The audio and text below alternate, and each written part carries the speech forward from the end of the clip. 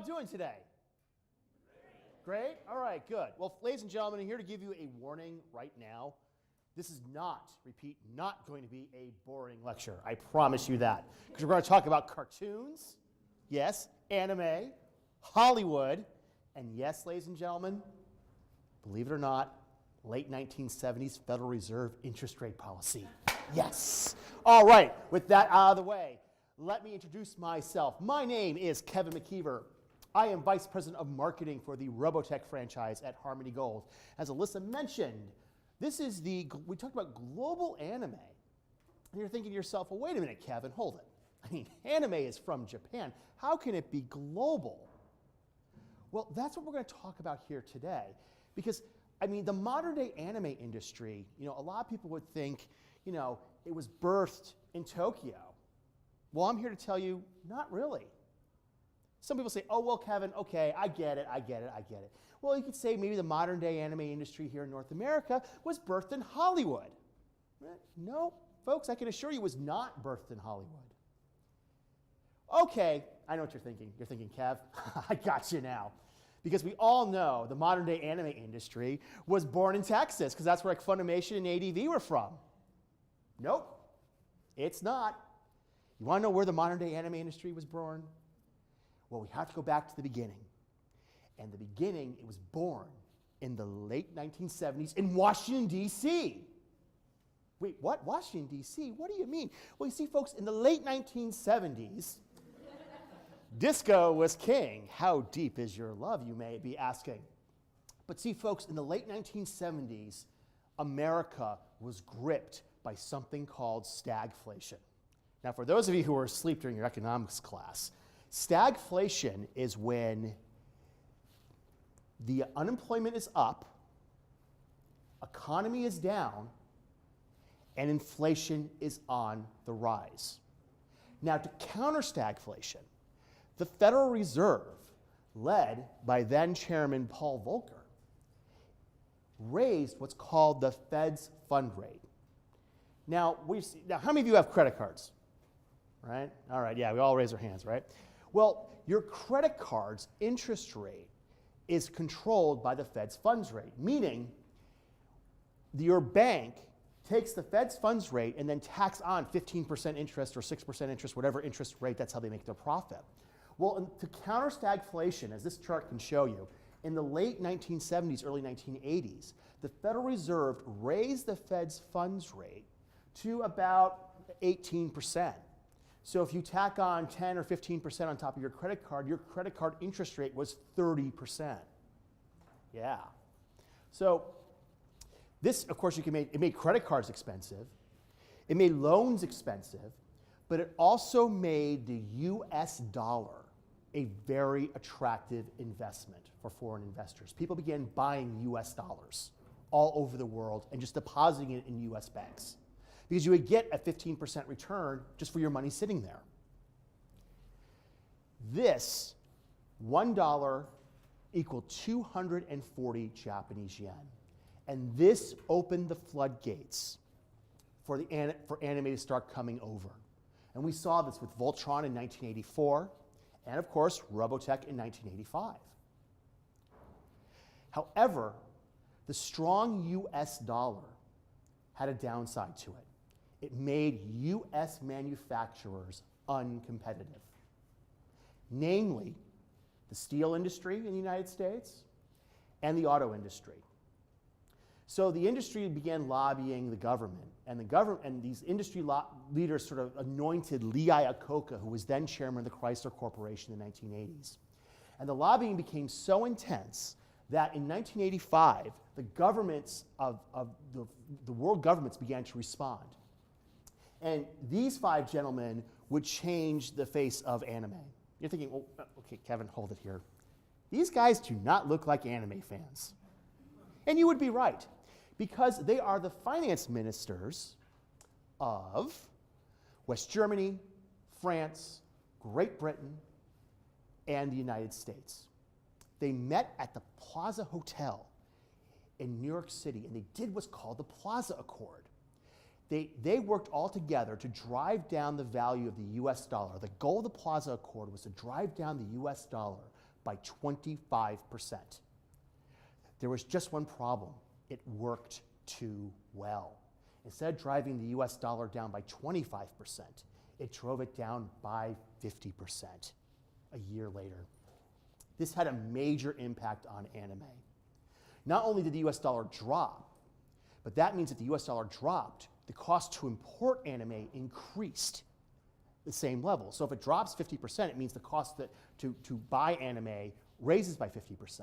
This ended up impacting the Robotech franchise with Robotech the Sentinels. In fact, Carl Macek, the creator of Robotech, talks about it in Robotech Art 3. This is one of the main reasons why Robotech the Sentinels never got off the ground, because all of a sudden your production costs jump 50% overnight. You add to the fact that we had the 2008 financial crisis. We've all seen the headlines. We all remember the headlines, I'm sure. To counter this, the Federal Reserve, led by then Chairman Ben Bernanke, instituted quantitative easing. Some of you are probably thinking, well, Kevin, what's quantitative easing?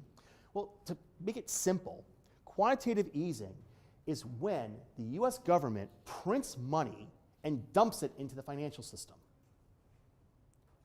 So while quantitative easing was great, and I think, well, Kevin, this is a good thing, right? I mean, we're printing more money, it dumps in the financial system, and that means more money in the system, and everybody will be happy. And this means people can buy more anime. But there was a problem. What do I mean? Well, it made the stock market rise. It also made the US dollar weaken. I know it's a little tough for you to see in the back.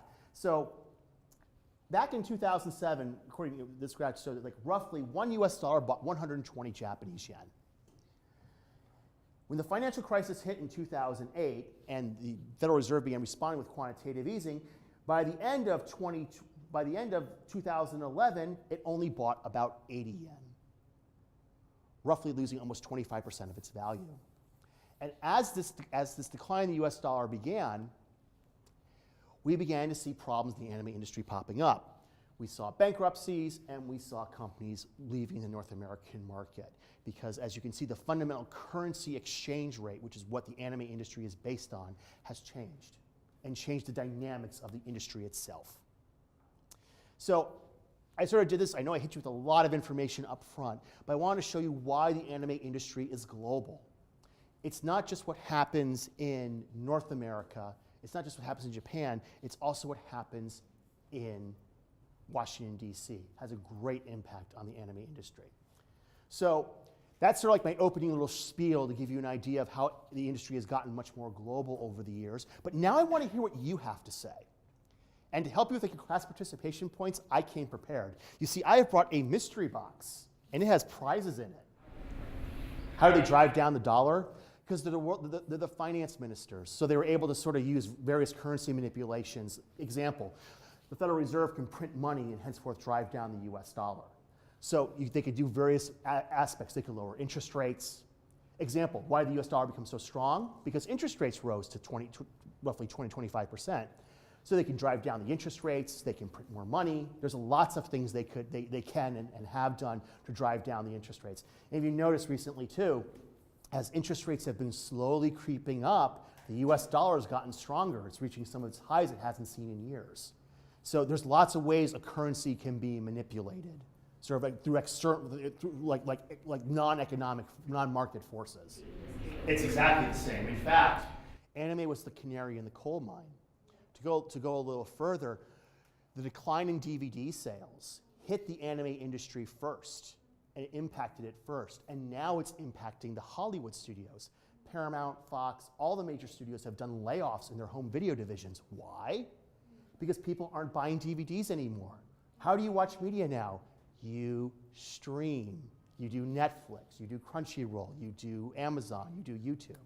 You stream now, you're no longer buying physical media. And that infrastructure that has been built over decades through physical media can't be sustained anymore through streaming. So that's going through the change. But it hit the anime industry first when the financial crisis hit. Merchandise. Merchandise, because you need the merchandising sales to make up. If you're a production committee in Japan, you need those toy sales and those music sales and those other sales of other merchandise to recoup your investment because not enough people are buying DVDs anymore. So that's the key thing. if a lot of people can watch a show, but if it doesn't sell enough merchandise, the show can still end up losing money even though there's a lot of fans. It's recovered because streaming's now come back online to allow easier distribution, but it's not the same industry it was back before the financial crisis in 2008. DVD sales began slowing before the financial crisis, but when that happened, it accelerated the process. But what's happening now, to give you an idea of the change that's going to happen, and you're going to start seeing this over the next few years, is how many of you have cut your cable cord? See, yeah, we're like, wait, keep your hands up. Keep your hands up. 1, 2, 3, 4, 5, 6, 7, 8. Okay, why have you cut your cable cord? I know why. You're paying for channels you don't watch. You're paying $70 a month for channels you don't watch. You may watch 5 or 6 channels, but you're saying, why am I paying $70 for them? When I can get when I can pay for Netflix for $8 or $9 a month, and I'm golden. That's the next thing, because a lot of the cable networks can't survive without the sub fees. That's the key thing. That's the thing to watch out in the future, and that's going to also change the dynamics of distribution in the years coming forward. They're somewhat separate, just like you see a lot of computer-generated effects in live-action films. But it doesn't necessarily mean, though, the gaming company works that. Often the gaming company is a license. The gaming company, if you're a Hollywood studio, let's say, and you made a film, and I'm a gaming company, I'll call you up and say, what's your name? Joe. Joe, hi, Joe. I'm Kevin. You know that film you're making that's going to come out in summer of 2017? I want to pay you $5 million for the right to make a video game off of it. Okay, great, excellent. The check's in the mail. See, there we go. Would I lie to you? No, absolutely not. So, but the point is but it's still separate, though. It's still the same thing. They're still doing computer-generated animation on the basic concept, but it's a whole separate sort of universe, a corporate structure within it. We have several proposals from video games. It's just that A, trying to find the right company, and also B, we have a live-action film deal set up over at Sony Pictures, so Sony has a huge say over what gets made or not. So, because you can imagine that the live-action Robotech movie would cost a lot of money. So Sony wants to make sure it's an investment. They want to make sure the right products get out there before the film comes out. We actually, to bring production to the United States, though, causes a lot of different issues, not just with the decline of the US dollar. You start dealing with US labor laws, various other regulations as well. So it's better for us as Harmony Gold to use a Japanese studio or an Asian studio to make animation. So it doesn't work for our company. I understand why some are doing it, because obviously as the US dollar declines, it's like, hey, now the US dollar is strengthening. So it's easier for us to go out into Asia. Well, it's not a question of exploitation. It's a question of, would you say, here's a question. A lot of Hollywood productions are shot in Canada. Why? Because for many years, why? Because the dollar, the Canadian dollar, was cheaper than the American dollar. So if I pay a production assistant $100 a day here in North America, I could pay them $75 a day American, and they're still getting $100. So I'm saving money, and they're still getting $100 a day. Is that exploitation?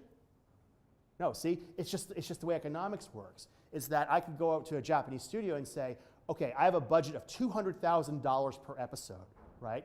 I can get better quality animation, and more importantly, for $200,000 than I get better quality animation for $200,000 in Japan than I could here in North America. Because it's just the way the labor laws work, in the sense that regulations are different. Also, I mean, they're still getting paid. They're able to eat. They're able to pay their bills, which is good for everybody. So I can just get better quality animation. Is that exploitation? I'm just interested you use that term, exploitation. It's not a question of exploitation. It's a question of looking for the best deal you can get. What role do they play in the sustainability of anime is that they are sort of the end user, the end user in the sense that that's where the money comes from. You buy a DVD, you buy a toy, you buy a plushie, you buy a wall scroll.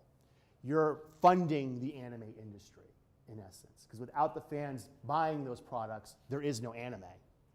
when someone goes out and a production committee gets together, whether it be in Japan, whether it be in North America, they're saying enough people out there are going to buy this product that I'm going to make and hopefully recoup my investment. Yes, we listen to our fans, we listen to things, example, what would you like to see? Well, I would like to see blank. Okay, great. Example, a lot of fans asked us to release an anime called Love, Live, Alive that was in Japan under the Robotech banner. And we called up Tatsunoko, the studio, acquired this rights, and we released Love, Live, Alive. That's how the fans helped sort of do a narrative arc in senses, and it helped add the narrative, because we listened to what the fans said. They said, Kevin, in these Robotech things, in the Robotech sequels you've been making, you didn't answer this question. We said, aha, we can now answer this question in Robotech Love, Live, Alive, because the fans have been asking that. So that's how they can influence things on a creative level. Japan's a bit sort of insulated in the sense that it's a collector's market. If you go there, CDs are still sold in Japan quite well, because but they're different than they are here. Whereas here you get a CD, you get like the booklet, and that's it. The CDs in Japan are more collector's items, so they can charge a higher premium for that. But what's happening is we're finding out that there's what's called reverse importation, is that anime shows will come over, they get dubbed, they have both the Japanese and English tracks. And so some Japanese are realizing, hey, wait a minute, why am I paying all this money to buy the whole series when I can just import it from America for 40 bucks and get a Japanese track and an English track and all these other extras? So some of we're finding out we have to look out for people to try to reverse import stuff back to Japan. It's like we're starting kind of tracking down it's quite fascinating, because that's eventually, I think that's where things are going, where physical media is becoming more of a collector's item, and people who just want to buy it or just have the media to consume it can consume it in the most cost-effective way possible. It's why you're seeing the rise of Netflix and the rise of streaming. It's why it's exploding so quickly. Because as I said before, people are paying $8, $9 for streaming, and what do you get? You get all this content at your fingertips. You get to watch it when you want to.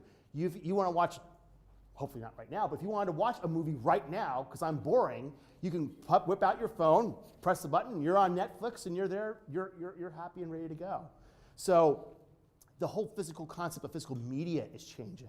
Japan's still sort of an insulated market in the sense that it's still a collector's market, so they make these sort of collector's items. But the idea of mass consumption here in North America is ending. You can still sell DVDs, but that era is ending. DVD sales are still in decline. To put this into perspective, in Hollywood, it used to be that a live action, like home video sales, DVDs, video cassettes, remember those? Were something like 60% of your revenue. Now it's only 35% of your revenue. Because back then, in the 70s and 80s, even up to the early 90s, you needed a minimum of 65 episodes. That's why Robotech took 3 separate shows and merged them into one. Because they had the 65 episode commitment where they could do 5 episodes a week and have enough episodes to cover it. So that really was the main driver. It's why a lot of anime never came over, because if you're at 24 episodes, that's not enough to show it 5 days a week in strip syndication in afternoon prime time. It's changing now because of streaming, because it used to be to get a network show, any network, to get a television show launched, because the economics, not just anime, but Hollywood, you needed a minimum 22 to 24 episode commitment. Now, because of streaming and cable networks now doing all this new original content, you're seeing shows not only do a 13 episode season. Example, The Last Ship is a great example of that.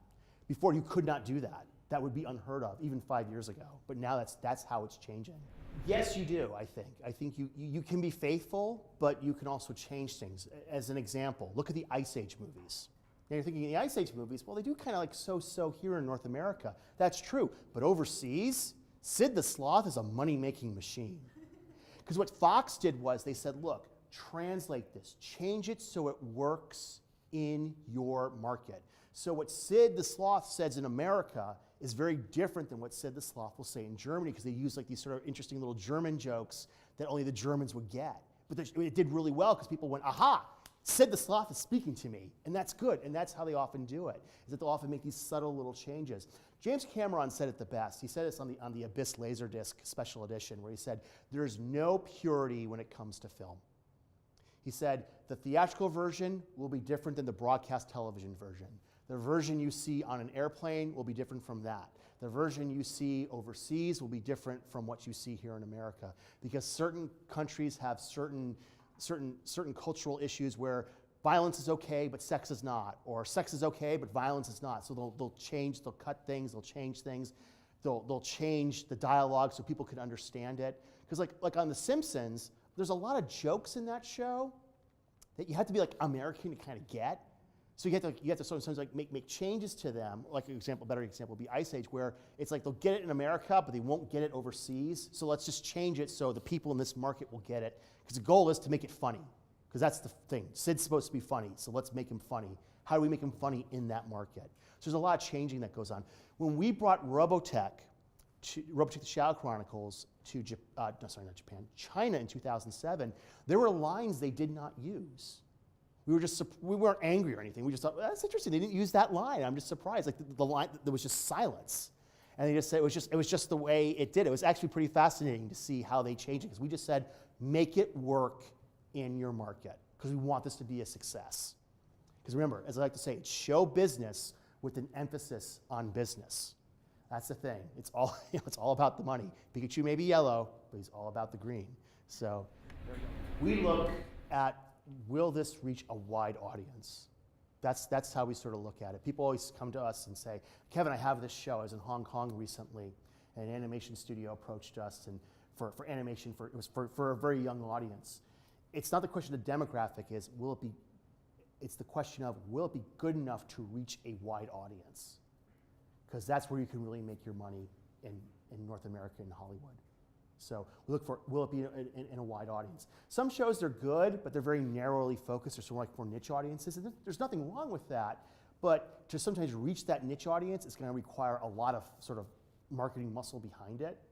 So sometimes we might say, no, that's just not our thing. We need something that has more mainstream appeal. That's what we look at. You can make any show. There are programs that are aimed to an older audience. There are programs that aim to a younger audience. The question is, will it reach a wide audience? That's what we look for. So, great question. I'm out of prizes, so I can't get in. Sorry, my friend. Yes? This is kind of going back to something from the previous section. Please. My apologies for that. You mentioned one of the things that when you first joined Harmony Gold, or when you were doing kind of pro bono work for Harmony Gold, looking at the ratings for Robotech, yes. Was that you kind of discovered that it was popular in its initial airing with women at 18 to 49, which really shocked the kind of address. So once you have that information, what obviously that was kind of revelatory information. What did you do with that, or what did the company do with that? Great question. There's a couple things we did with that. We realized, was able to start saying, look, we have an older audience that wants products, but they may not necessarily, so how do we monetize that? Well, they may not want to buy a plushie, although you'd be surprised how many adults want to buy plushies. But you know what we've learned? People told us we want more practical things. A cell phone case, or a purse, or a briefcase, like the computer briefcases like I carry. We want branded things like that, practical things that I can use to help bring that with the Robotech branding on it. So that's when we saw that we had that older audience. We realized, okay, how do we reach them?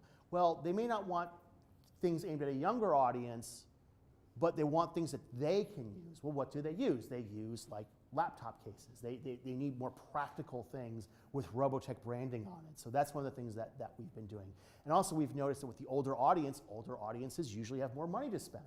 So we could do more higher end items.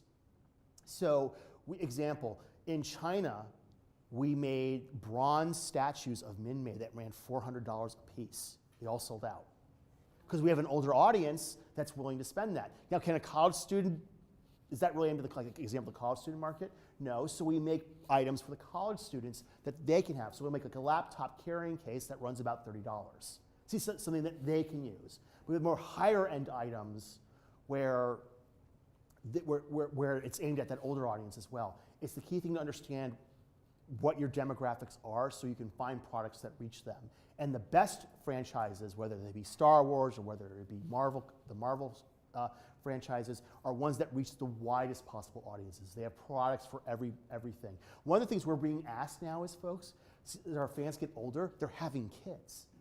And so they're saying, Kevin, will you make us Robotech baby products? No, I'm serious. They're saying, can you make me like example, we started doing plushies, like little Veritech plushies. Little we call them angry Veritechs, they look like Angry Birds. And the thing was, though, the fans all loved them. The adults were buying them and said, finally, I can give something to my 5-year-old kid, and they love it. And now they're becoming fans. At the same time, we have to realize, okay, we have this 35-year-old Robotech fan. They need something as well. Okay, great. So let's get them, they want a higher-end toy that will run you about $200. Okay, great. So we'll get them a higher-end toy. So there's lots of things we can do to sort of hit both ends of that market. You have the plushies for the kids, although a lot of adults will buy them too, we've noticed, and they'll keep them for themselves. But we have the things for the younger audience and the things for the older audience. The key is just making sure you find things that are going to appeal to them.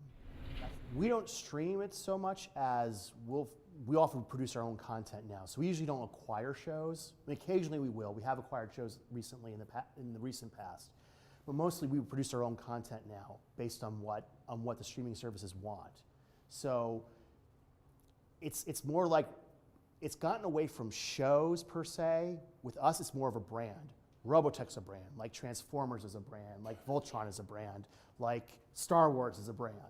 So, oh, you're like Star Wars, great, you're perfect on our streaming service. For example, Crackle hired us, they hired us, but they acquired the rights to Robotech, the 85 episodes, to launch a new Crackle anime channel, using that as sort of like the flagship title, so people would then go on to the Crackle streaming service, and then henceforth they'd see, oh my God, Robotech's here, wow, look at all this other awesome anime. Great, well this is really cool, I'll hang out and watch Crackle more. So that's how we interact with the streaming services, where they're like, oh, you have this brand that's really popular. We can use your brand to help launch our new streaming service on Crackle. That's how we function with that. So we usually don't acquire as many shows. We're like Netflix and Amazon and Hulu and Crunchyroll. They just acquire the shows and bring them over, and they find out what works, what doesn't. We work under a different idea. Let me go back in time, talk about how this all started. When we first started doing the convention toward anime conventions in 2005, what we did was we went to a place called CUNYCON St. Louis. World Events is based in St. Louis. So we had a small little booth, and like 3 booths over was the Voltron booth. So we quite literally just introduced ourselves and said, hi guys, we're from Harmony Gold.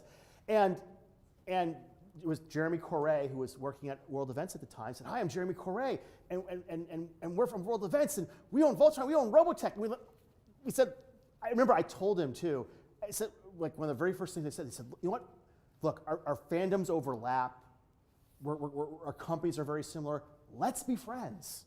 Let's not fight at all. Not that we were fighting to begin with, never, that was never the idea. I said, let's be friends. Let's like hang out. Let's like see how we can help each other, because there's plenty of money out there for everyone. If we just sort of talk with each other on occasion, just to make sure like we don't run into each other with like our projects, we see no problem. And that's what we did. And a lot of times like they would call us up and saying, hey Kevin, we saw this new product you're doing for Robotech. Who's making it? We think that'd be great for Voltron. We say, here's their contact info. Do you want me to hook you up, set you up with a meeting? Sure, absolutely. And that's how it was. And we started talking, how do we, quite literally, after like the first 20 minutes, we're like, how do we get Robotech and Voltron together? And I was like, this was 2005. So years are going by, because Voltron's going its way and we're going our way. Our comic companies got together. Actually, World Events and I talked and said, let's do a Robotech Voltron crossover. We have to do one. Let's do a comic crossover. So what we did was DC Comics and Dynamite Comics got together, did a deal, and we did the first ever Robotech Voltron crossover. And here, you want to see the trailer for it? All right, here it is.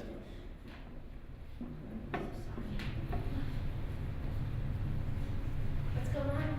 What is this? From days of long ago, from uncharted regions of the universe, comes a legend.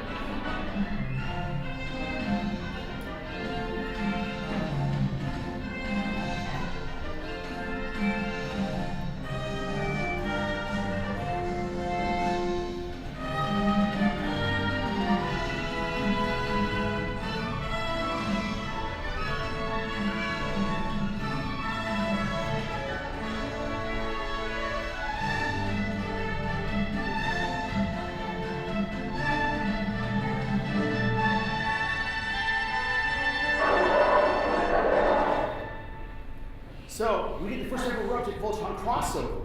And here was the thing. The funny part was we could find, because people always assume we hated each other. No, it's funny, because it's Harmony Gold and World Events, they must be like rivals. But our running joke was we were secret friends. And we said, because of this crossover now, we can come out and show everyone that we're all friends together. We can finally be friends openly. It was great. And it was just really cool, because then the Voltron fans started coming over to our website, and the Robotech fans started going back over to the Voltron site. And we worked together. Example, on our Facebook page, we promoted with the new second season of the new Voltron series, we said we encourage every Robotech fan to go out and watch Voltron Legendary Defender Season 2, now available on Netflix. We get just so you know, we get no financial compensation from that whatsoever. We just did it to help our friends. And Voltron helps us out numerous times. They've promoted our products. They say, hey guys, check this out. Lots of times, and it's great. It's one of the great, and I like that term you use, alliance that we have. I mean, and we just try to find ways we can always help each other and work together. Sadly, Hollywood's not always like that. I wish it was, but it's really cool. Bob Koplar, Tiffany Alardi of World Events are personal friends of mine, and we've had them over to our offices. They're like, you gotta come to St. Louis and come to our office. Like, no, I want to see Voltron Central. So I think it's great. I think it's a great reboot for Voltron, because it's a reboot of the original series. I think they captured what made Voltron great back in the 1980s and brought it out in a way so our new audience can discover it. But more importantly, the older audience that supported it in its original run can still enjoy the show too. As several people have said, they're able to sort of, as several parents have told me, I'm able to experience my childhood with my kid. That's very cool. That's very cool when you get to watch that happen. So we didn't hear much of anything from the rights holders in Japan, because our agreements are such where we can pretty much do what we want, because it's part of merchandising actually with the crossover. So it helps sell comics, which means more money, which means everyone makes money. So they probably like the check. No two agreements are alike. There's no set boilerplate. Some companies have a wide latitude with what they can do. Others, every single thing has to be approved by Japan. It depends on the company. It depends on the product. It depends. There's a whole host of factors. With Robotech, we have a wide latitude to do what we want. But other companies, they have to go to Japan and get approvals for like the DVD covers or the marketing or changes. Sometimes even like the scripts have to be approved. It depends on the company. But some Japanese companies are very involved and others aren't involved. It depends on how it all works. Some just say, just give me the check. We don't care. And others say, I want to know exactly what you're doing. I want to see what your scripts are. I want to see what your DVDs are. I want to see what your merchandising is, what's your revenue plan. Sometimes they get very involved. It all depends on the company and the product and who's involved and that sort of thing. Well, it's crossed over a lot more now, to the point where you say anime, people know exactly what it is. The differences are, anime sometimes has a perception problem. I think you'll understand the story I'm about to tell you. When I first started working for Harmony Gold on Robotech, I let everyone in Hollywood know what I was doing. It's a standard thing. Oh, here's where I am now. I was talking to somebody well-placed at a major studio. This is somebody you want to take the phone, like a phone call you want to take. It's someone very well-placed. I said, so Robotech, so what is it? Yeah, well, go to the Robotech.com website. So you're going to type in www.robotech.com. Oh, so you do like this anime thing? I go, yeah. And so then the next question they ask, so Kevin, tell me, is this one of those Pokemon animes or one of those tentacle animes? I went, oh, there's a perception problem here, isn't there? Yeah, see? And I'm sure you've seen that too, where it's like people just assume it's either Pokemon or porn. It's like but in many ways that's a good thing though, that people wanted to learn Japanese because they wanted to watch and learn anime and understand what was going on in Japan. That's actually a good thing. That's what we call the gateway effect. Like, it's a gateway to learn Japanese, whereas otherwise with anime, people wouldn't want to learn Japanese. Oh, great. Like, they'd be like, oh, great, I got to learn something else now. Why should I do that? But now I want to learn Japanese because I want to know what the anime world is doing. I want to be able to understand what they're saying in the original language. That's actually a very good thing. from my perspective, you're starting to see people start talking about Japanese culture in general, beyond anime, and how Japanese culture is different from American culture in a good way, where it's like people are saying, here are the differences. What you see in anime is not always necessarily Japan. And there are other things that go on in Japan and other issues that are going on in Japan that you probably otherwise wouldn't really learn. But now, because, as you said before, they're learning Japanese, they're studying the culture, they're studying ancient Japanese history and a lot of the symbolism behind it. Something that probably never would have happened if anime didn't exist. And to me, I think that's a great thing. Look, I know how frustrating it can sometimes be, where it's like, I just want to learn Japanese so I can watch anime and watch Sailor Moon in the original language. And that's great, but you're like, God, there's so much more. But that's the gateways you need to do to open up those ideas. Because it's hard to believe now, but back then, back when Robotech came out, people were and I mentioned this in my presentation, people were really freaked out about the Japanese economy. They felt it was taking over America. Yeah, they were really freaked out about it, to the point where, like, Lee Iacocca was talking about protectionism and that the Japanese trade practices were unfair. Does this all sound familiar? But they were saying that 30 years ago. Japanese companies, example, I'm mauling the name, I apologize, but Master Shisha, the electronics giant in Japan, bought Universal Studios. People freaked out. They freaked out. They said, how could a Japanese company own such American icons, such as Yosemite? Because MCA, the company that was the parent company of Universal, ran like the concessions at Yosemite. And people said, like, how could they buy such things? How could they do that? Our country is being taken over. People actually said this stuff. If you notice now, they're sort of saying the same thing about China now too. Yeah, it sort of switched from Japan, because as we all know, the bubble that burst, the Japanese economic bubble in the late 1980s, burst in the early 90s, and now we're seeing the economic issues that are facing Japan. And some of them are quite large, to say the least. But you're starting to see that now, because you're seeing the change happening as more people are studying anime and learning it. They're like, oh, okay, hey, look, Japan's not this monolithic block. And you're thinking, Kevin, that sounds so odd. But 30 years ago, folks, that's what people were saying. Look through the news articles and discussions at the time. People were freaking out because the auto industry was laying people off, and people were like, my God, our industries are losing out to Japanese. We have to protect ourselves. We have to put up tariffs and trade barriers and prevent them from doing that. And yet now, guess what? You know where they make Honda Accords? Ohio. Yeah, that's where they make Honda Accords, in Ohio. Because there's a bunch of enterprising Japanese who said, you know what? America's a great place to make cars. Yeah. It is, and that's what they did. But it's starting to happen, though, as the cultures start interacting, because you find gateways to interact through the culture. And I understand the frustration. I have a friend who's Japanese, and it always frustrated her because she could speak Japanese. She could speak Japanese, but she grew up in America. She could still speak Japanese, and people would say stuff like, "Well, can you translate this anime for me?"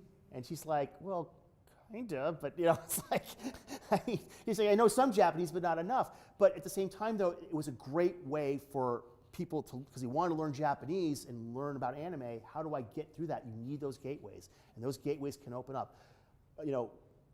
If I could steal a good line from my friend Andrew, who's no longer with us, he said, politics is downstream of popular culture, and popular culture sets the tone and pace of things. So when people are out there and they're learning new things through popular culture, it often opens up things they otherwise normally would not do. So it's a franchise. Take out Pokemon for a second. Let's just look at a franchise. You said, why is it so complex, and why? Because the more complex it gets, the more the fans get involved, so the more engaged they are.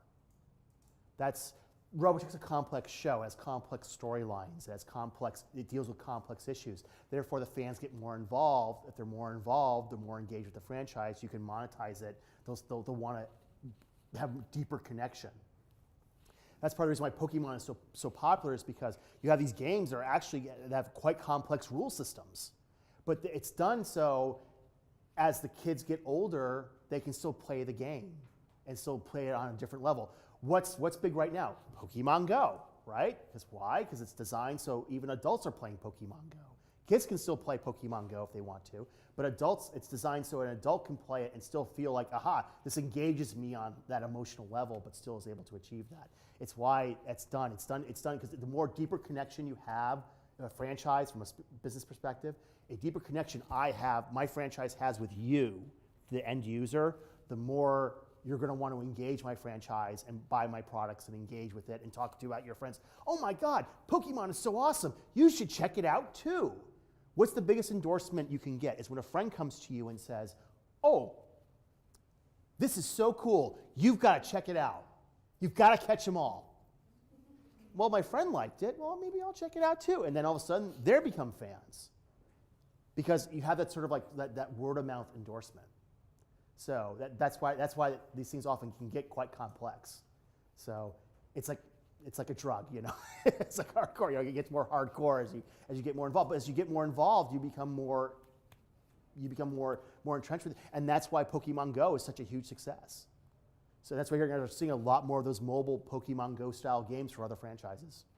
So I think it helped a great deal because the environment Robotech first came out in afternoon prime time in 1985, it didn't exist. It no longer existed by the time Toonami came out. So Toonami on cable served as that afternoon prime time era, or even in the evening, so people could watch anime, and that helped a tremendous deal in sort of helping to grow the anime fandom we see today, because it kept the old fans entertained, but brought in new fans. It served as a gateway. We talked about this before. Gateways are important because you have what's called gateway shows. Robotech, Pokemon, Sailor Moon, Voltron, because they're gateways. They come in there and people say, oh my God, this anime stuff is awesome. It's so cool. Cartoons that treat me like an adult. What other anime is out there? Right? Example, what's another gateway? I know you're going to groan when I say this. Twilight. See, I hear the groans. Twilight for young adults. Why? People went, oh my God, these young adult novels are great. Twilight is awesome. What other young adult novels are out there? The Hunger Games, Divergent. Oh wow, that's really cool. I want to read more of these adult novels. You know, and that's what happened. People started reading more stuff. You need gateways to open these up so then people come in there. That's why Toonami was so important, because it kept the old fans there, but also brought in new fans. Oh my God, this anime is so awesome. Gundam Wing is really cool. Well, what other shows are out there like that? Oh my God, Japan is a whole other industry. See, I went to China in 2007, okay? Now, I did the China International Cartoon and Animation Festival. And one of the things the Chinese, when I kept, wherever I went, is that they all wanted to learn English. Because a lot of the shows they're watching, not all of them, but a lot of them they're watching, whether it be Robotech. Just to give you an idea, a little history of Robotech in China is that Robotech came over in 1991.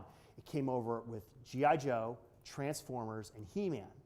And they all thought it was an American show, because that's what they were told. Robotech was really popular in America. You're going to like it. They didn't know nothing of its Japanese background. It's all they knew was just an American show, just like G.I. Joe is an American show, like Transformers is an American show.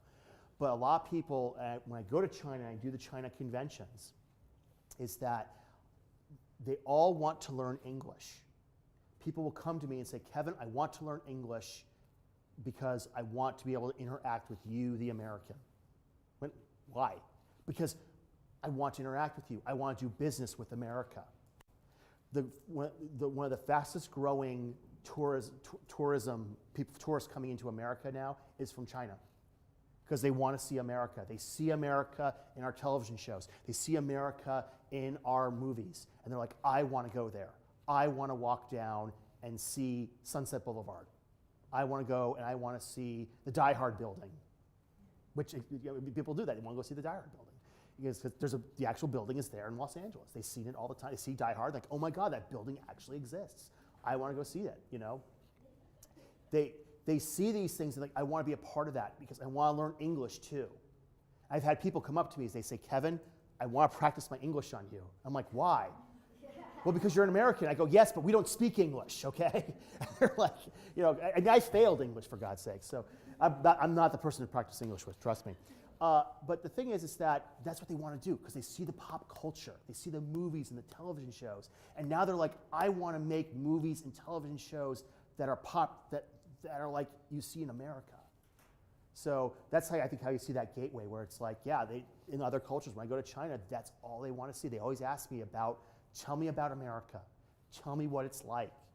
And I show them photos and stuff, and they all love it. So, is what gives you an idea of how once again, pop culture sets the tempo. It sets the tempo of our politics. It sets the tempo of how we interact with people, even in other cultures, because they want to see it. They want to be a part of America. So you would be amazed when you see Chinese tourists going around, and they are just so happy. And they're at the Hollywood they're on Hollywood Boulevard, on the Hollywood Walk of Fame, and they can't believe they're there. It's pretty amazing to actually watch because they've seen it so many times in movies. How I started working on Robotech was I approached them because I heard they're going to make a new Robotech project. They said, look, I'm a big Robotech fan. I've worked in Hollywood. I might be of some assistance. And they said, well, that's great, Kevin, but here are our ratings for the original 1985 run. As you can see, this is what they look like. Tell us what they mean. So I did a report that showed things like Robotech was the #1 entertainment show in Los Angeles, the #1 entertainment show in its time slot in Sacramento, the #1 entertainment show in its time slot in New York. I began looking through this, and I found out something really fascinating. The male to female breakdown of Robotech, well, like for the younger audience, like teens to 12 to 17, 70% were male, while 30% were female. The adults, 53% were female, while 47% were male, meaning more women than men were watching a show about giant transforming robots. Everyone went, I don't believe this. This is not true. And I explained to them, well, but here's why. Because Robotech is, in essence, an animated soap opera with giant transforming robots. It airs in afternoon prime time. What's on the afternoons? Soap operas. Who watches soap operas? Women do. That's why more women watched Robotech, more adult women watched Robotech more than men. A lot of it's within the show itself, because a lot of the romantic love triangles are actually in the animation. So it's already there in the animation. It's just the writers brought it out and adapted it in a way so the American audience could understand it. So, as I said before, I mentioned this in the previous panel, if two people are yelling at each other, it's in the animation, it's tough to you can't say, I love you so much. You can't quite say that if they're all like this. So it's sort of visually, it's in the animation. The writers just took that and made sure the dialogue fit the scene. So, folks, it's been wonderful. I hope it was entertaining, or at the least informative. Did you like it? Yes, you did? All right. Well, folks, I've enjoyed coming up here. I want to thank Alyssa. I want to thank the Asian Studies Department. It's been wonderful talking to you. I really enjoyed all your questions. I hope you enjoyed the prizes. Thank you again for having me. I really enjoyed coming here. Thank you all so very much, okay? Thank you.